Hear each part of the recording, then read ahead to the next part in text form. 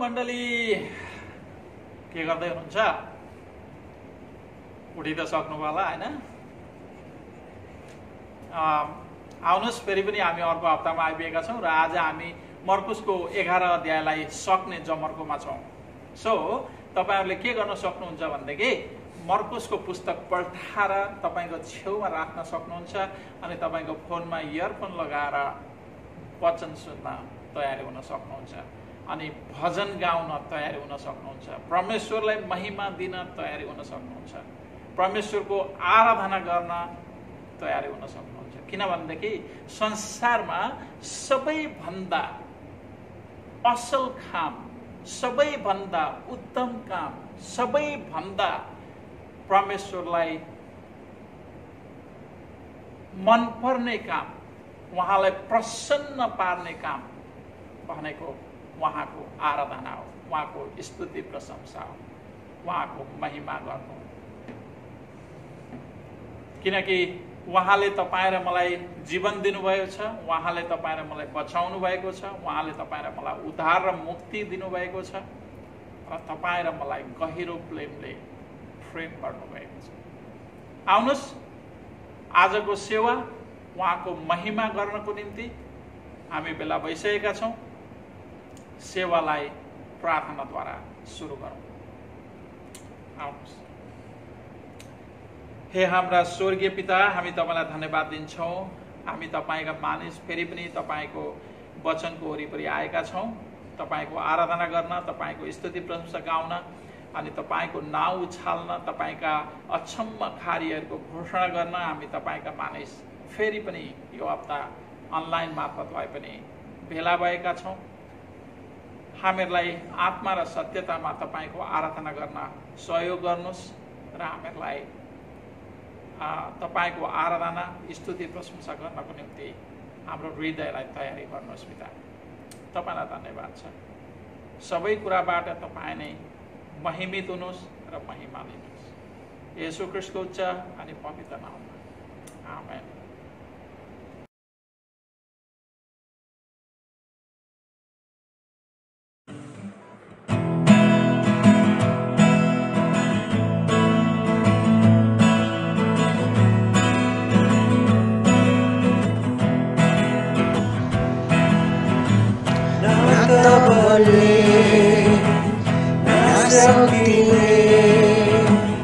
प्रभु भन्छ मेरो आत्माले, न त बलले न शक्तिले, प्रभु भन्छ मेरो आत्माले।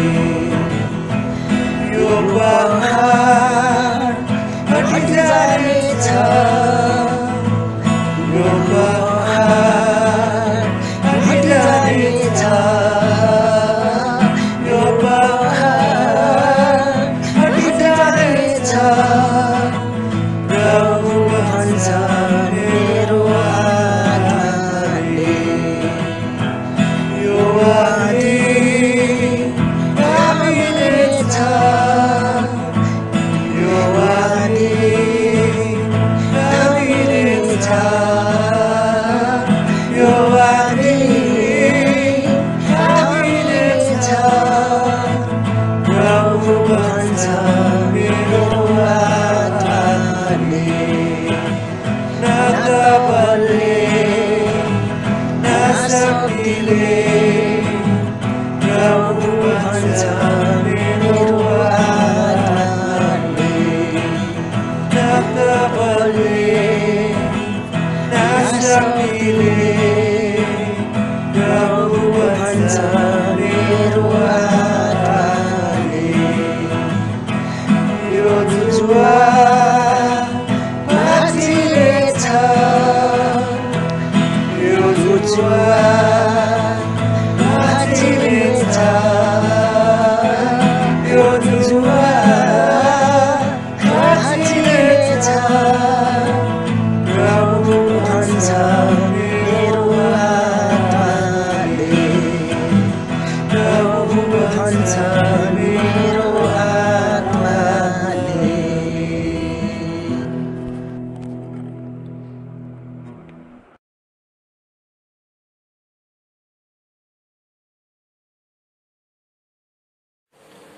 सम्पूर्ण दाजुभाइ तथा दिदीबहिनीहरूमा ख्रिस्टीय न्यानो अभिवादन। जय मसीह।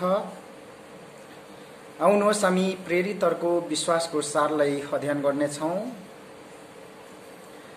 म विश्वास गर्दछु एक परमेश्वर सर्वशक्तिमान पिता, स्वर्ग र पृथ्वी सृष्टि गर्नुहुने माथि, अनि उहाँका एकले पुत्र हाम्रा प्रभु येशू ख्रीष्टमाथि, जो पवित्र आत्माको शक्तिद्वारा गर्भधारण हुनुभयो, कन्या मरियमदेखि जन्मनुभयो, जसले पन्तियस पिलातसको अधीनमा दुःख भोग्नुभयो, जो क्रुसमा टाँगिनुभयो, मर्नुभयो, गाडिनुभयो, अनि तेस्रो दिनमा मरेकाहरूबाट भ्युतनुभयो, स्वर्गमा चढिजानुभयो, अनि सर्वशक्तिमान परमेश्वर पिताको दाहिने हातपट्टि बस्नु भएको छ, जहाँदेखि उहाँ जिउँदा र मरेकाहरूको न्याय गर्नलाई फेरि आउनुहुनेछ।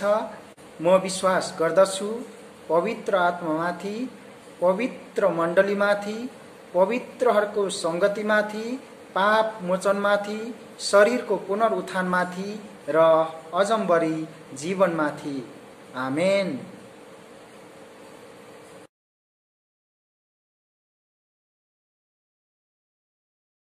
यीशु क्रिस्टको नाममा सबैलाई जय मसीह। मर्कुस 11 को 27 देखि 33 पदसम्म म अध्ययन गर्नु गइरहेको छु। तपाईहरूले पनि सुनेर साथ दिनुहोला भन्ने म आशा गर्दछु।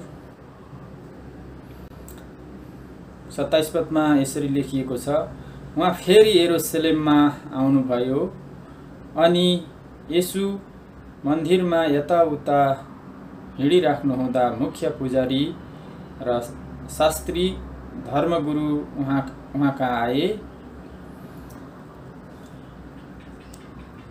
तिनीहरूले उहाँलाई प्रश्न गरे, कुन अधिकारले तिमी यी काम गर्दैछौ? यी काम गर्ने अधिकार तिमीलाई कसले दियो? येशूले तिनीहरूलाई भन्नुभयो, म तिमीहरूलाई एउटा प्रश्न सोध्छु र तिमीहरूले यसको जवाफ देऊ, र कुन अधिकारले यो काम गर्दैछु सो तिमीहरूलाई भन्नेछु। यूहन्नाले दिएको बप्तिस्मा स्वर्गबाट हो कि मानिसबाट? मलाई जवाफ देऊ। तब तिनीहरूले यसो भन्दै आपसमा बस गर्न लागे। स्वर्गबाट भनौँ भने त तिमीहरूले उहाँमाथि किन विश्वास गरेनौ भनी तिनले भन्छन्। मानिसबाट भनौँ कि? तर सो भन्न उनीहरू जनतादेखि डराए, किनकि सबैले यूहन्नालाई साँचो अगमवक्ता भनी ठान्थे। तब तिनीहरूले येशूलाई जवाफ दिएर भने, हामीलाई थाहा छैन। येशूले तिनीहरूलाई भन्नुभयो, म पनि कुन अधिकारद्वारा यी काम गर्दैछु सो तिमीहरूलाई भन्दिन। हुन्छ, सबैलाई जय मसीह।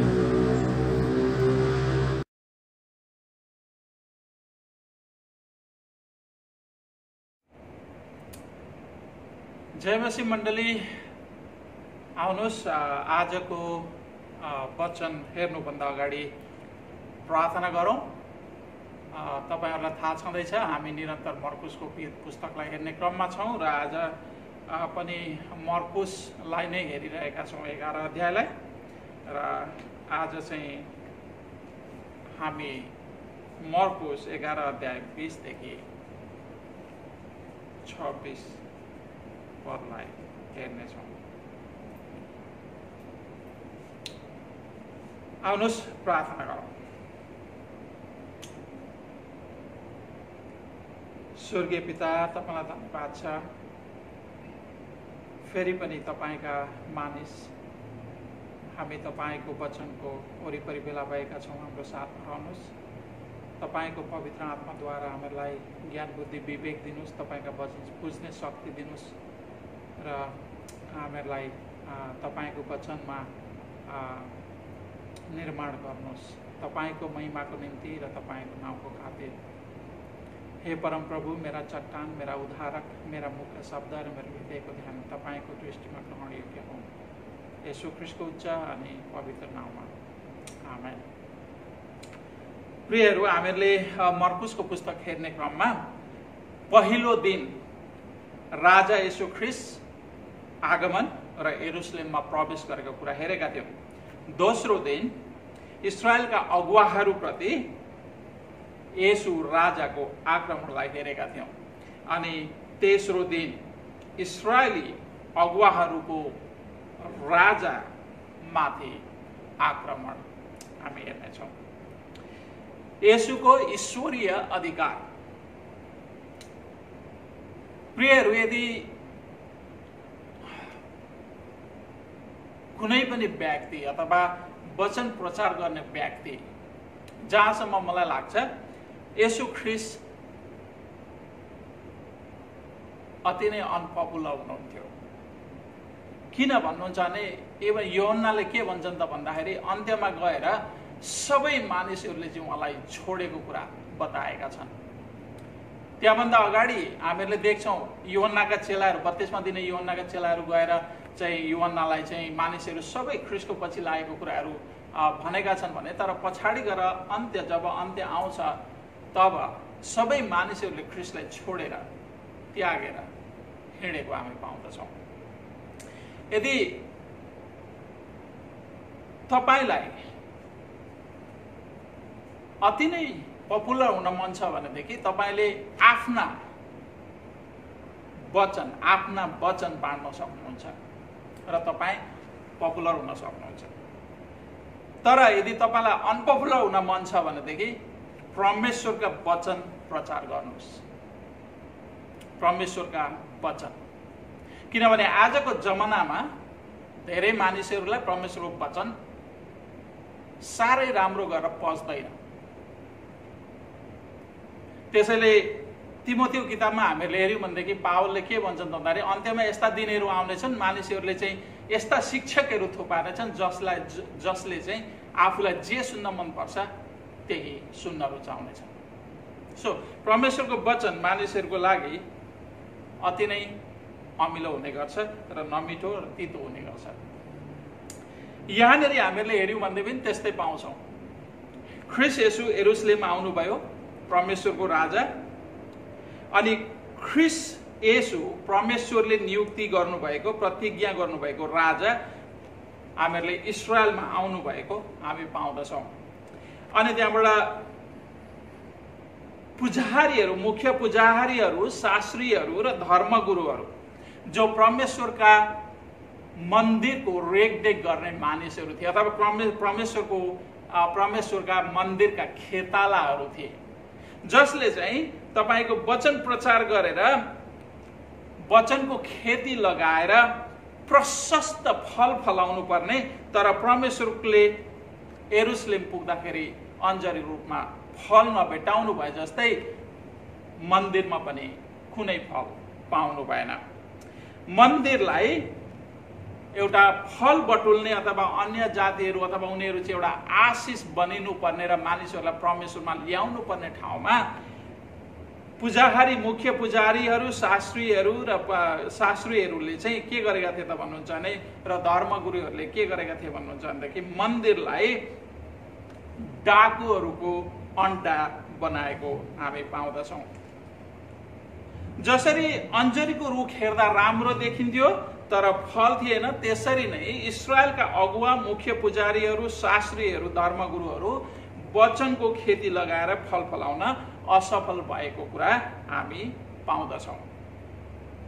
परिणाम के भयो त भन्नुहुन्छ भनेदेखि दशक 70मा मन्दिर पूर्ण रूपले नष्ट गरियो र मुख्य पुजारीहरू, शास्त्री र धर्मगुरुहरूको अगुवापन सधैँको लागि समाप्त भयो र परमेश्वरले एउटा धार्मिक फलवन्त अगुवा येशू प्रभुलाई सधैँ र अनन्तको लागि मण्डलीको शिर बनाएर स्थापना गर्नुभयो।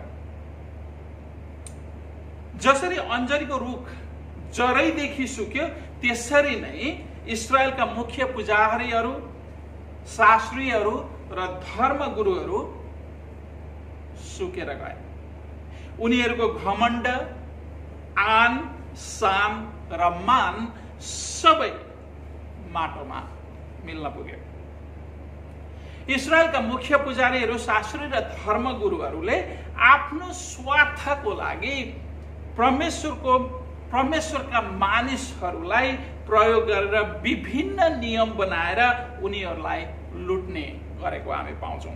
त्यति मात्रै होइन, यहाँसम्म कि उनीहरूले परमेश्वरको मन्दिर सबै जातिहरूको प्रार्थनाको घरलाई पासर मालम बनाएका थिए आफ्नो स्वार्थको निम्ति। अथवा अर्को उसमा भन्नु पर्दाखेरि के अरे, तपाईहरुले मलेसियामा हक्क स्टोर भन्ने देख्नुभएकोले एउटा ठुलो रेस्टुरेन्ट, अनि त्यसमा चाहिँ धेरै विभिन्न खानाहरू त्यहाँनिर बेच्ने ठाउँहरू पनि पाउनुहुन्छ। त्यस्तै मन्दिरलाई चाहिँ उनीहरूले त्यस्तै बनाएको थियो। यहाँनिर के अरे पैसा साट्ने, उतापट्टि परेवा बेच्ने, उतापट्टि के गर्ने। सो उनीहरूले चाहिँ त्यसरी नै मन्दिरलाई चाहिँ एउटा डाकुहरूको अड्डा बनाएका थिए। यसकारण परमेश्वर येशू प्रभुले दशक 70 मा मन्दिर पूर्ण रूपमा नष्ट गरेर मुख्य पुजारीहरू, शास्त्रीहरू र धर्मगुरुहरूको जागिर खोज्नुभयो र चेलाहरूलाई आफ्ना भेडाहरूको कोठाला नियुक्ति गर्नुभयो। जो जालहारी थिए उनीहरूलाई परमेश्वरले आफ्ना मानिसहरू, आफ्नो मण्डलीको हेरचाह गर्न नियुक्ति गर्नुभयो। यसकारण आजका पास्टर, एल्डर र बाइबल शिक्षकहरूको लागि यो गम्भीर चेतावनी हो। पास्टर, एल्डर र बाइबल शिक्षकहरूको मुख्य काम भनेको परमेश्वरका मानिसहरूलाई बाइबलीय साँचो र सत्य शिक्षा सिकाउने अनि धार्मिक मार्गदर्शन गराउने काम हो। परमेश्वरको मार्गदर्शन गराउने काम हो। मण्डली व्यापार गर्ने, पैसा कमाउने दलाल र डाकुहरूको अड्डा होइन। जुन पास्टर, एल्डर र बाइबल शिक्षकले परमेश्वरको मानिस मण्डलीलाई आफ्नो स्वार्थ र फाइदाको लागि प्रयोग गर्छ, परमेश्वरले कठोर दण्ड दिनुहुन्छ।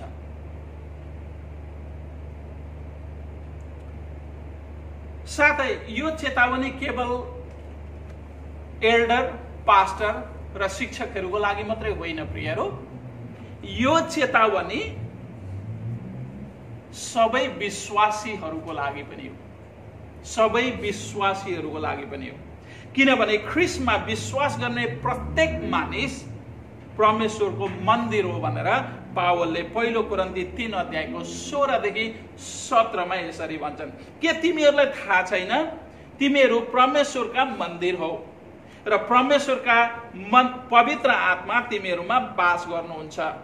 कसैले परमेश्वरको मन्दिरलाई नष्ट गर्छ भने परमेश्वरले त्यसलाई नष्ट गर्नुहुनेछ, किनकि परमेश्वरको मन्दिर पवित्र हुन्छ र त्यो मन्दिर तिमीहरू नै हौ।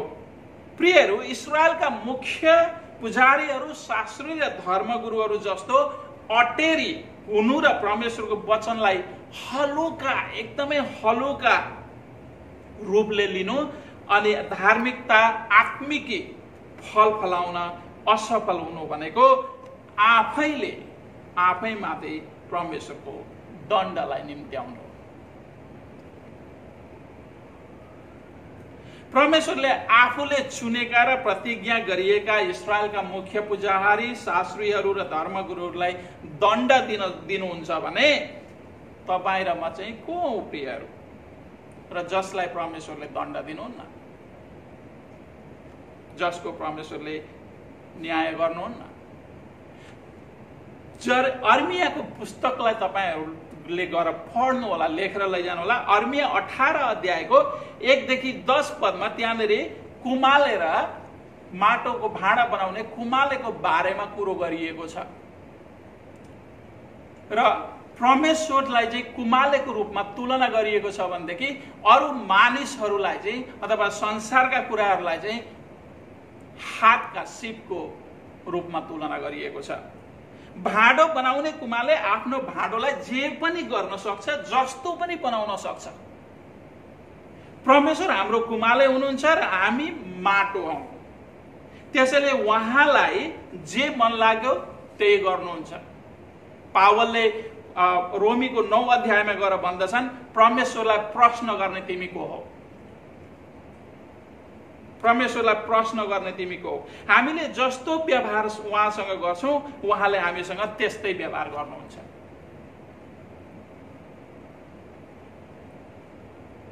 किनभनेदेखि परमेश्वर अति नै विश्वासयोग्य र इमानदार हुनुहुन्छ। अनि जसले उहाँको इमानदारितामा खेलवाड गर्छ, परमेश्वरले न्याय पक्का पनि गर्नुहुन्छ। उहाँमा रहेर धार्मिक र आत्मिकी फल फलाऊ भन्ने परमेश्वरले अझै गोडमेल गर्नुहुन्छ। परमेश्वरमा रहेर जसले आत्मिकी फल फलाउँछ, परमेश्वरले अझै गोडमेल गर्नुहुन्छ, हेरचाह गर्नुहुन्छ, आफ्नो अथाह आशिष दिनुहुन्छ र अझै धेरै फल फलाउने बनाउनुहुन्छ। तर परमेश्वरसँग जोरी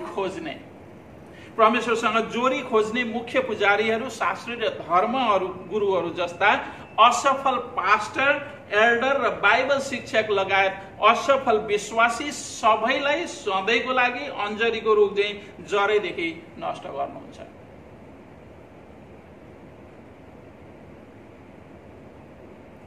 ख्रीष्ट प्रभु सारा संसारको राजा हुनुहुन्छ।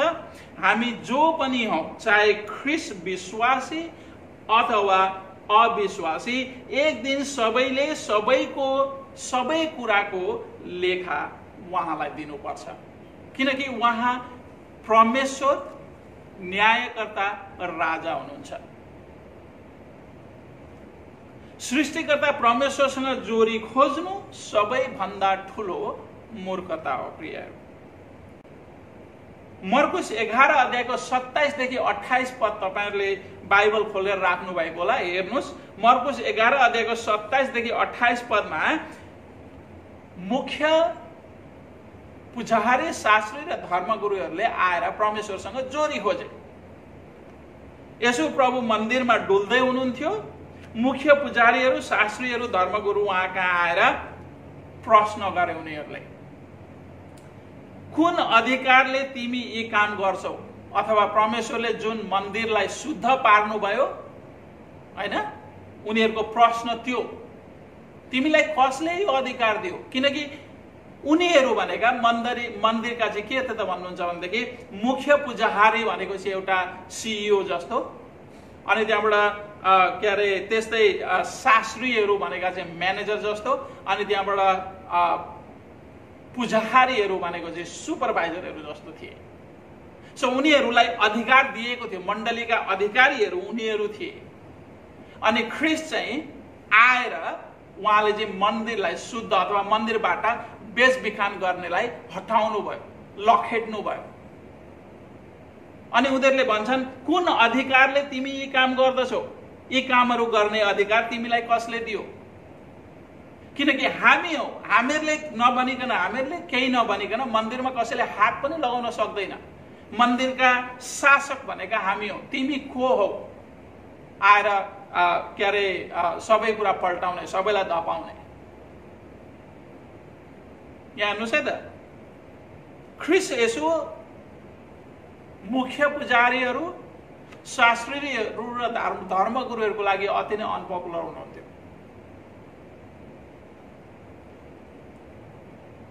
अनि उनीहरूले जब जोरी खोजे, अनि यसु प्रभुले उनीहरूको कपटीपना देखेर उनीहरूलाई पनि प्रश्न गर्नुभयो, उल्टो प्रश्न गर्नुभयो, उनीहरूको कपटीपना पक्रिनको लागि। अनि उहाँले भन्नुभयो, यूहन्नाले दिएको बत्तिसमा स्वर्गीयबाट हो कि मानिसबाट? मलाई जवाब देऊ भनेर उल्टै प्रश्न गर्नुभयो।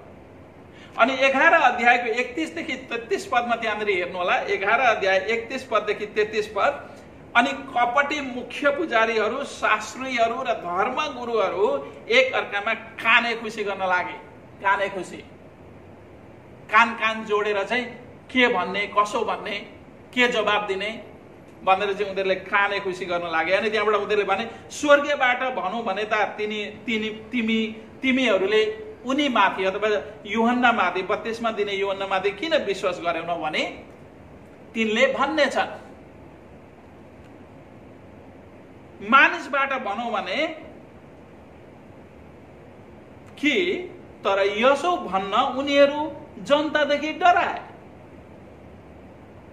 किनकि सबैले यूहन्नालाई साँचो अगमवक्ता भनी ठान्थे। उनीहरूलाई थाहा थियो यूहन्ना स्वर्गबाट पठाइएका, परमेश्वरले पठाइएका, परमेश्वरको मार्ग तयार गर्न पठाइएका वास्तविक साँचो र सत्य अगमवक्ता हुन् भन्ने कुरा उनीहरूलाई थाहा थियो। तब तिनीहरूले येशूलाई जवाब दिएर भने हामीलाई थाहा छैन। देख्दै हुनुहुन्छ त उनीहरूको कपटीपन।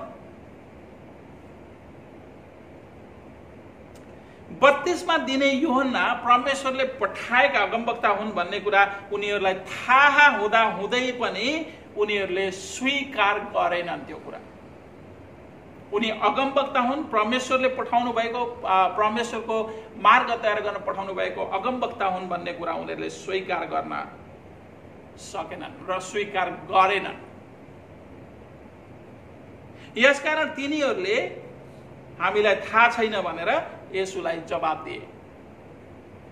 येशूले तिनीहरूलाई भन्नुभयो, म पनि कुन अधिकारले यी काम गर्छु सो तिमीहरूलाई बताउँदिन अथवा भन्दिन। किनकि ख्रिस्ट को हुनुहुन्छ भनेर तिनीहरूलाई भन्नु व्यर्थ छ। मर्कुस 1 अध्यायदेखि नै हामीहरूले हेर्दै आयौँ भनेदेखि परमेश्वरले चाहिँ विभिन्न अचम्मका कामहरू गर्दै आउनु भएको हामीहरूले देख्दछौँ। अनि उहाँको कामले नै पनि भन्दछ कि उहाँ चाहिँ मसाया हुनुहुन्छ अथवा उहाँ चाहिँ एउटा मसीहा, परमेश्वरले प्रतिज्ञा गर्नुभएको मसीहा, उद्धारकर्ता हुनुहुन्छ भनेर चाहिँ कामहरूले नै स्पष्ट भनिसकेको छ। तर पनि उनीहरूले उहाँलाई तपाईँ मसीहा हुनुहुन्छ भनेर स्वीकार गरेका छैनन्। किनभने यूहन्नालाई अगमवक्ताको रूपमा स्वीकार नगर्ने कपटीहरूले येशू प्रभुलाई पनि परमेश्वरका पुत्र भनेर स्वीकार गर्दैनन्। सो उनीहरूलाई जवाब दिनु अथवा उनीहरूको उत्तर, प्रश्नको उत्तर दिनु व्यर्थ हो। कपटी मुख्य पुजारीहरू, शास्त्रीहरू, धर्मगुरुहरू येशू प्रभुसँग जोरी खोज्दाखेरि आफूले थापेको पासोमा आफै परे।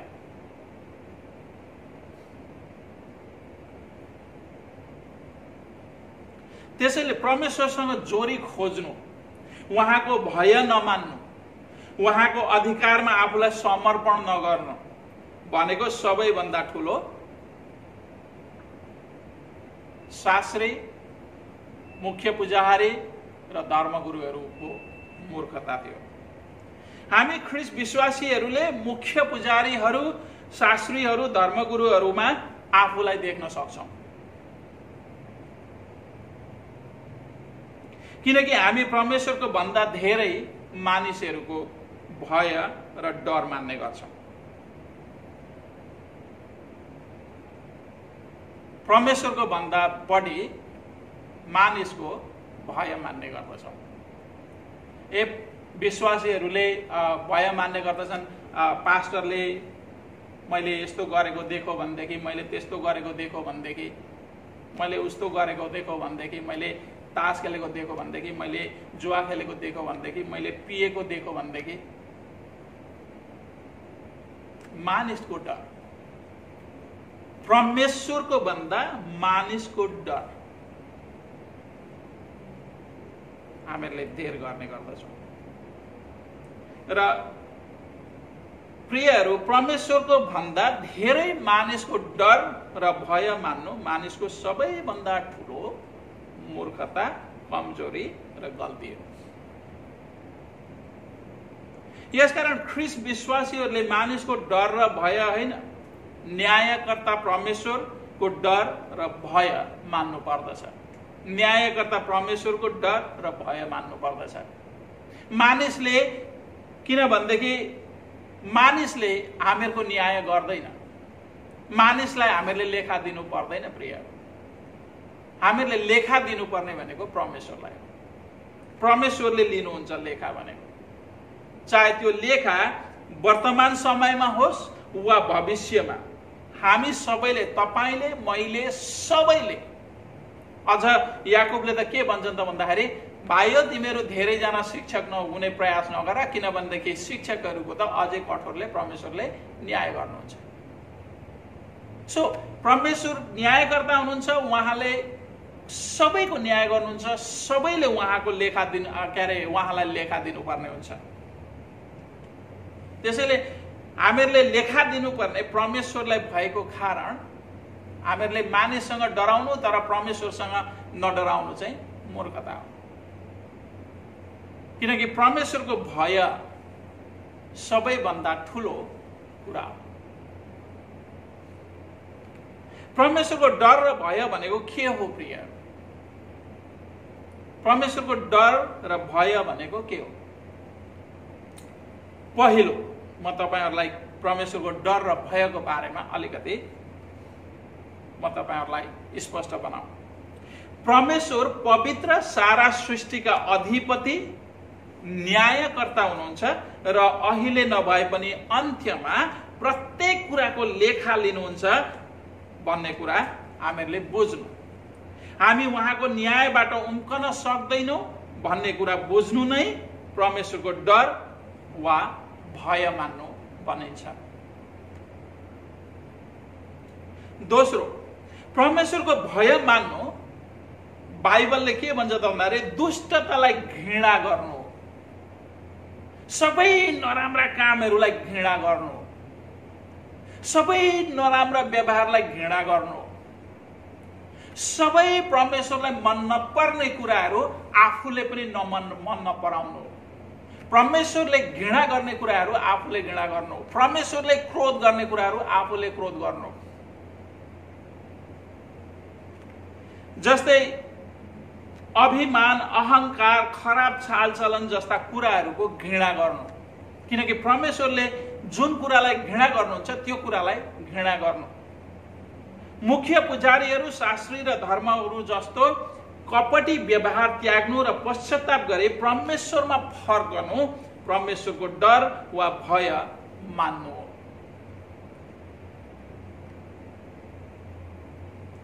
आफ्ना चालचलन धार्मिक राख्न सधैँ सचेत रहनु, हरेक काम वा कुरा गर्दा होशियार अपनाउनु, अभिमान, अहंकार, खराब चालचलन त्यागेर नम्र, बलादमी, इमानदार ख्रिस्टको भक्त भएर जीवन जिउनु नै परमेश्वरको डर वा भय मान्नु भनिन्छ।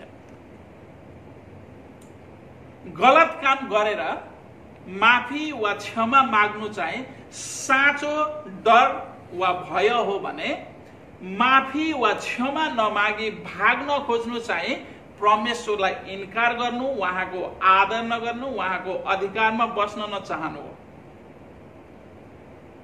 किनकि परमेश्वरको भयले कहिले पनि मान्छेलाई परमेश्वरदेखि भगाउँदैन। हामीहरूले बाइबलमा धेरै उदाहरण देख्छौँ। परमेश्वरको भयले मानिसलाई अझै उहाँको नजिक ल्याउँदछ, पश्चाताप गर्ने एउटा हृदय आउँदछ, परमेश्वरमा अझै नजिक भएर क्षमा माग्ने हृदय आउँदछ। किनकि पवित्र आत्माले त्यो दिनुहुन्छ। त्यसैले यदि कुनै पनि व्यक्ति परमेश्वरको डरले, परमेश्वरको भयले म भागेँ अथवा मलाई डर लाग्यो, मलाई मेरो पाप क्षमा हुँदैन जस्तो लाग्यो भनेर चाहिँ क्षमा नमागिकन पश्चाताप गरेर परमेश्वरमा फर्किनुको सट्टा क्षमा नमागिकन पश्चाताप नगरिकन भाग्न खोज्नु चाहिँ परमेश्वरलाई इन्कार गर्नु, उहाँको आदर नगर्नु, उहाँको अधिकारमा बस्न नचाहनु। त्यस्ता मानिसहरूलाई परमेश्वर विरोधी भन्नुहुन्छ। परमेश्वरको साँचो डर वा भयले मानिसलाई उहाँदेखि टाढा लाँदैन प्रियहरू, उहाँको नजिक ल्याउँदछ, उहाँको अझै समीपतामा ल्याउँदछ। साँचो डर वा भयले परमेश्वरमा फर्कन र पश्चाताप गरेर नयाँ धार्मिक जीवन जिउन अवसर दिदछ मानिसलाई। तेस्रो, ख्रिस्ट प्रभु क्रिस्चियनहरूको राजा, उद्धारकर्ता र मुक्तिदाता हुनुहुन्छ। तपाईँ र मलाई दण्डबाट बचाउन हाम्रो साटो येशू प्रभुले आफूले दण्ड लिनुभयो र कल्वरीको क्रुसमा मर्नुभयो र पुनरुत्थान भई पिताको दाहिने बाहुलीमा विराजमान हुनुहुन्छ। अनि एक दिन जिउँदा र मरेकाहरूको न्याय गर्न फेरि आउनुहुनेछ। यदि ख्रिस्ट प्रभु तपाईँ र मेरो राजा हुनुहुन्छ भने हामीले आफ्नो सारा जीवन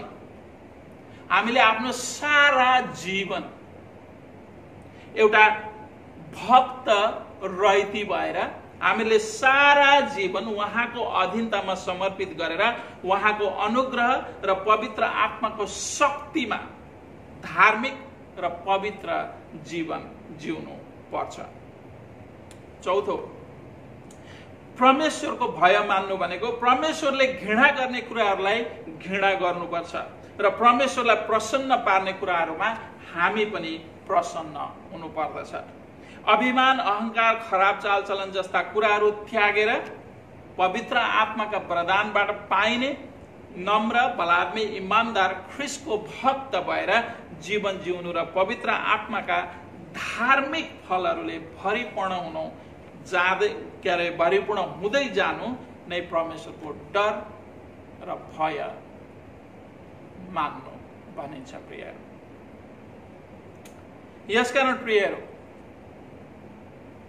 अन्त्यमा मुख्य पुजारीहरू, शास्त्रीहरू र गुरुहरू जस्ता अभिमानी र अहंकारी नहौं। नम्र, भलाद्मी, इमानदार ख्रिस्टको भक्त भएर धार्मिक र पवित्र जीवन जिउन परमेश्वरको अनुग्रह र पवित्र आत्माको शक्तिमा भरपूर प्रयास गरौँ। अनुग्रह र पवित्र आत्माको शक्तिमा पवित्र जीवन जिउन, धार्मिक जीवन जिउन भरपूर प्रयास गरौँ र परमेश्वरको डर र भयमा रहेर पवित्र आत्माका धार्मिक फलहरूले भरिपूर्ण हुँदै जाउँ। किनकि तपाईँ र मलाई परमेश्वरले एक्लो छोड्नु भएको छैन। परमेश्वरले तपाईँ र मलाई पवित्र आत्मा दिनुभएको छ। पवित्र आत्मा तपाईँ र ममा बास गर्नुहुन्छ। तपाईँ र म एक्लो छैनौं नराम्रा कुराहरूसँग लड्नको निम्ति। परमेश्वर स्वयंले, जसले असल काम तपाईँ र मेरो जीवनमा सुरु गर्नुभएको छ, उहाँले नै अन्त्यको दिनमा पूर्ण गर्नुहुनेछ। उहाँले तपाईँ र मलाई शक्ति दिनुहुन्छ उहाँको इच्छा अनुसारको जीवन जिउनको निम्ति। उहाँले बल दिनुहुन्छ उहाँको लागि धार्मिक जीवन जिउनको निम्ति। उहाँले सहयोग र सहायता गर्नुहुन्छ तपाईँ र मलाई उहाँप्रति प्रसन्न जीवन जिउनको निम्ति। त्यसैले आउनुस्, आफ्नो सारा जीवन ख्रिस्टमा समर्पण गरौँ, उहाँको अधिकारमा सुम्पौँ। किनकि साँचो जीवन, साँचो खुसी, साँचो आनन्द र अनन्त जीवन केवल ख्रिस्ट येशूमा मात्र छ। र ख्रिस्ट येशूले जुन असल काम तपाईँ र मेरो जीवनमा सुरु गर्नुभएको छ, उहाँले नै अन्त्यमा पूरा गर्नुहुनेछ। आउनुस्, उहाँमा भरोसा राखौँ, उहाँमा जिउँ, उहाँलाई धन्यवाद दिउँ र उहाँको निम्ति उहाँले गर्नुभएको अनुग्रहको प्रत्युत्तरमा धार्मिक जीवन जिउँ र हाम्रो परमेश्वर, हाम्रो उद्धारकर्ता, हाम्रो राजाको महिमा गरौँ। आउनुहोस् प्रार्थना। स्वर्गीय पिता, हामी तपाईलाई धन्यवाद दिन्छौँ किनकि तपाईँ परम प्रभु परमेश्वर हुनुहुन्छ, महान परमेश्वर। हामी मानिसहरू हौँ, धेरैचोटि हामी चुक्ने गर्छौँ, धेरैचोटि हामी जुन नगर्नुपर्ने काम हो त्यो काम गर्न पुग्छौँ। तर पनि तपाईले हामीलाई सदैव तपाईको वचनबाट सिकाउनुहुन्छ, डोर्याउनुहुन्छ, धार्मिकतामा तालिम दिनुहुन्छ। तपाईलाई धन्यवाद छ। धन्यवाद छ पिता, आजको यो वचनद्वारा हामीलाई पवित्र आत्माका फलहरूद्वारा भरिपूर्ण हुनको निम्ति सहयोग गर्नुहोस्, शक्ति दिनुहोस्, बल दिनुहोस्, ताकि हामी तपाईको महिमाको निम्ति र तपाईको निम्ति जिउन सकौँ। तपाईलाई धन्यवाद छ। येशू ख्रीष्टको उच्च अनि पवित्र नाममा आमेन।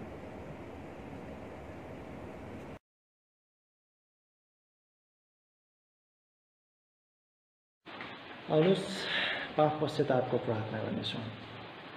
सर्वशक्तिमान प्रभु हाम्रो पिता, हामीले तपाईँ र हाम्रा मानिसहरूको विरुद्धमा पाप गरेका छौँ। हाम्रो विचार, बोली र कामद्वारा, असावधानद्वारा, कमजोरीद्वारा, हाम्रा आफ्नै जानी नजानी गरेका भुलद्वारा हामी साँच्चै नै दुखित भएका छौँ र हाम्रा सबै पापहरूको पश्चाताप गर्दछौँ। तपाईको प्रभु येशू ख्रीष्टको खातिर जो हाम्रो निम्ति मर्नुभयो, विगतका सबै कुराको निम्ति क्षमा दिनुहोस् र तपाईलाई हाम्रो जीवनको नवीनतामा सेवा गर्न स्वीकार गर्नुहोस्। तपाईको नाउँको महिमाको निम्ति आमेन।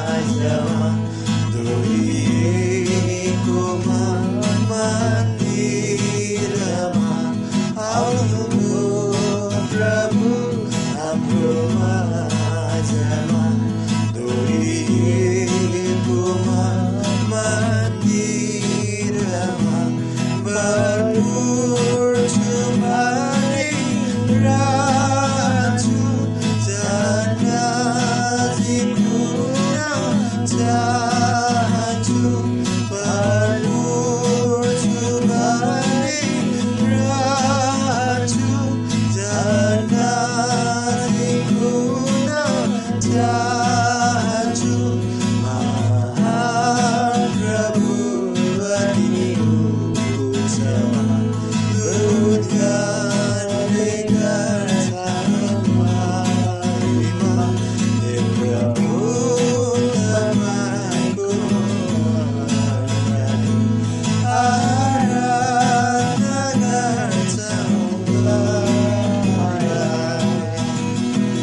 महिमा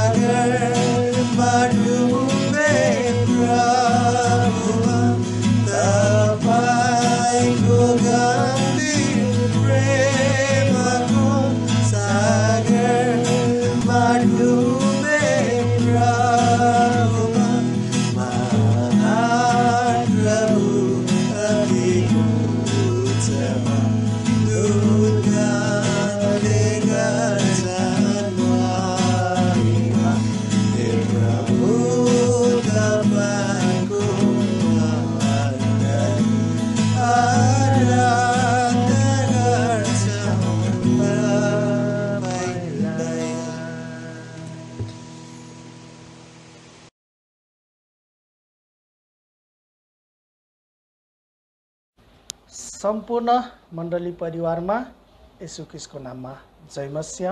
म विदुर श्रेष्ठको तर्फबाट र आज म प्रभुले सिकाउनु भएको प्रार्थना गर्दैछु, तपाईहरु पनि गर्न सक्नुहुनेछ। र यो चाहिँ लेखिएको छ मत्ती 6 अध्यायको 9 देखि 13 पदसम्म।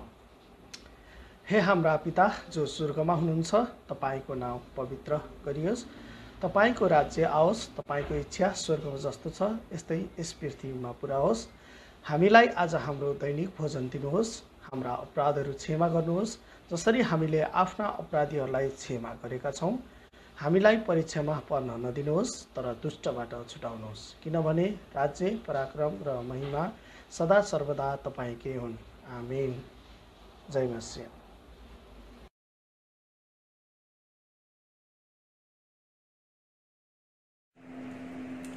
आउनुहोस् संगतिको अन्त्यमा हामी आशिषको प्रार्थना गर्नेछौँ। परमेश्वर पिताको प्रेम, पुत्र येशू ख्रीष्टको अनुग्रह, पवित्र आत्माको सेवा र संगति हामीहरूसँग हिजो, आज र सदा सर्वदा रहिरहोस्। आमेन।